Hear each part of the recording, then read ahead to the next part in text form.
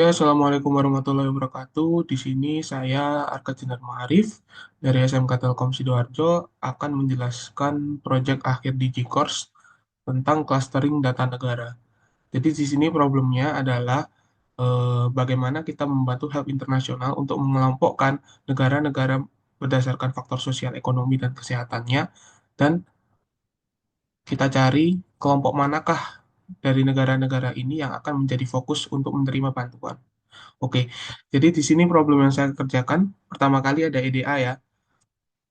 EDA di sini saya ambil dulu datanya dari CSV, kemudian saya cek apakah ada nilai nol di sini. Kemudian setelah itu saya menampilkan deskripsi statistiknya menggunakan data describe. Nah, kemudian saya juga mengecek apakah ada data duplikat di dalam dat- di dalam data negara help.csv. Nah, seterusnya, terus saya mengklasifikasikan mana yang kolom yang numerik dan mana kolom yang kategorik. Nah, di sini saya menggunakan list comprehension untuk mencari yang mana nih data yang numerik, di mana data numerik itu adalah data yang selain objek. Oke.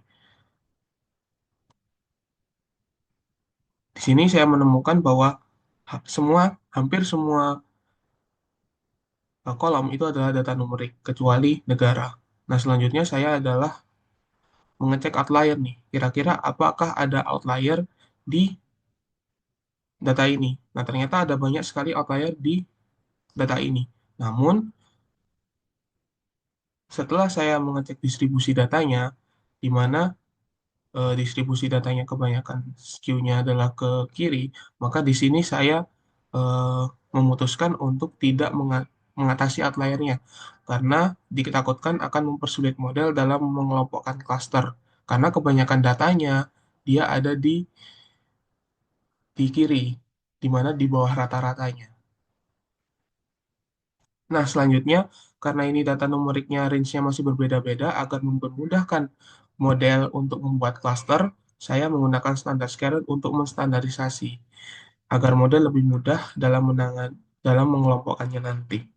Seperti itu. Kemudian, saya selanjutnya adalah sudah mulai untuk membuat cluster, di mana saya menggunakan ilmu metode untuk menentukan K yang optimal. Nah, di sini bisa kita lihat dari visualisasi berikut, kalau misalnya K yang optimal antara di K3 dan di K4, karena sikunya ada di sini.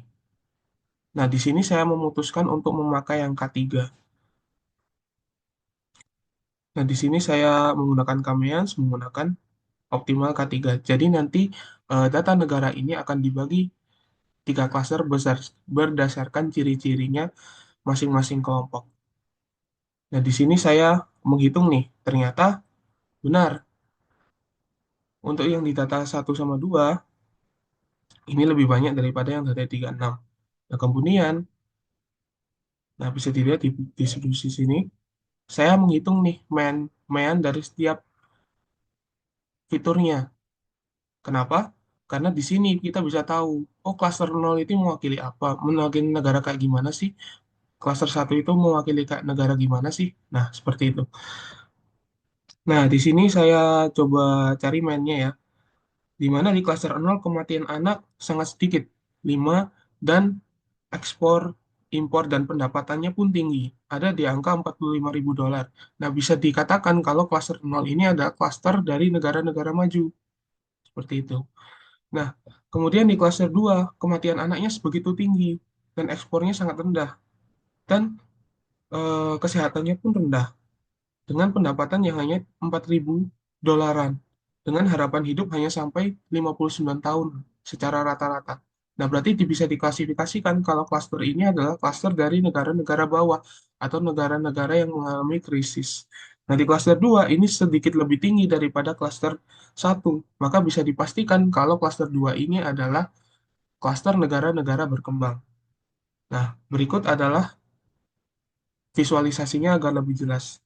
Nah, dari hasil analisis klasterisasi ini, saya mendapatkan bahwa klaster 0 itu adalah negara-negara yang maju. Berarti dia tidak perlu bantuan.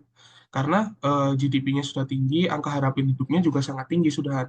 Nah, berarti yang perlu kita Eh, yang perlu menjadi perhatian dari SEO adalah klaster satu atau negara krisis ini paling membutuhkan bantuan, di mana harapan hidup di negara mereka itu sangat rendah, sekitar 59 tahun saja. Dan kematian anak sangat tinggi, 93 anak per 1000 kelahiran. Pendapatannya juga sangat rendah dan inflasinya lebih dari 10%. Jadi kesimpulannya dari analisis yang saya lakukan ini adalah negara dengan klaster satu ini adalah negara prioritas utama untuk bantuan CEO dari Help Internasional.